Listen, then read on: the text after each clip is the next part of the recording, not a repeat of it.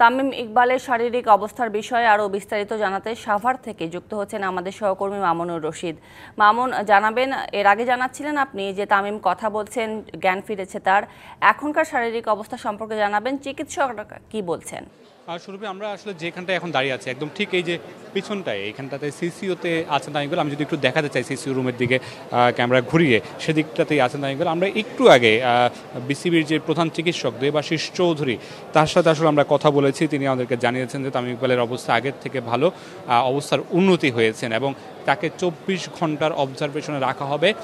তবে এইখানেই কি সেটা রাখা হবে? এখানে রাখা হবে মনে হচ্ছে, কারণ এখান থেকে আসলে এখনই তামিম ইকবালকে যেহেতু রিং পরানো হয়েছে, একটু বিশ্রামের ব্যাপার আছে, রিং পরানোর পরের সাথে সাথে যে মুভমেন্টের বিষয় সেটা আসলে এখনই হয়তোবা করানো হবে না। তার মানে ঢাকায় আজকে হয়তো তামিম ইকবালকে নেওয়া হচ্ছে না। তামিম ইকবাল আজকে এখানটাতেই থাকবেন, এখানটাতেই নিবিড় পর্যবেক্ষণে থাকবেন। বিসিবির ডাক্তাররা আছেন, এখানকার ঊর্ধ্বতন যে ডাক্তাররা আছেন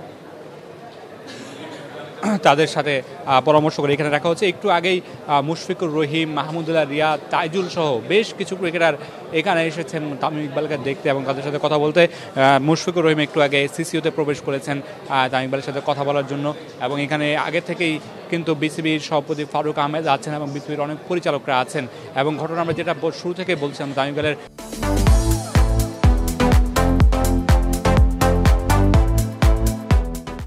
ম্যাসিভ একটা হার্ট অ্যাটাক হয়েছে, তার একটা ব্লক ধরা পড়ছে শতভাগ এবং সেই ব্লকে একটা রিং পরানো হয়েছে এবং রিং পরানোর পর তার অবস্থাটা এখন কিছুটা স্থিতিশীল আছেন এবং তাকে অবজারভেশনে রাখা হবে।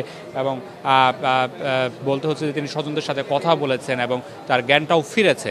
স্বজনরা তার সাথে কী কথা বলেছেন সেটা আমরা এখনও জানতে পারিনি, তবে চিকিৎসকরা বলেছেন যে তিনি আপাতত আগের থেকে ভালো আছেন এবং তার যে শঙ্কাটা সেটা কিছুটা হলেও কেটে গেছে। তবে পুরোপুরি যে সংখ্যা কেটে গেছে, শতভাগ সংখ্যা কেটেছে তা বলা যাচ্ছে না।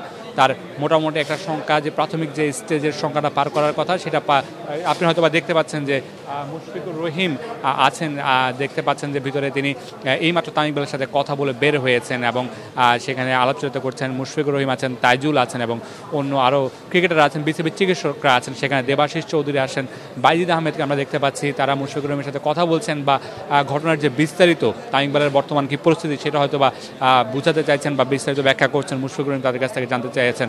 মুশফিকুর রহিম হয়তো বা তামিম ইকবালের সাথে কথা বলেছেন কিছুটা হলেও, আমরা হয়তো বের হলে জানতে পারবো তিনি যদি গণমাধ্যমের সাথে কথা বলেন কী কথা হয়েছে তামিম ইকবালের সাথে বা তামিম ইকবাল তাকে কী বলেছেন, চিন্তার কিছু আছে কিনা। সব কিছু মিলে আসলে যেটা বলছিলাম যে ক্রিকেটাররা সবাই এখানে এসেছেন এবং তামিম ইকবালের সাথে কথা বলার চেষ্টা করছেন। বিসিবির ডাক্তাররাও সবশেষ পরিস্থিতি ক্রিকেটারদেরকে ব্যাখ্যা করার চেষ্টা করছেন। সুরভি, আমন, ধন্যবাদ আপনাকে।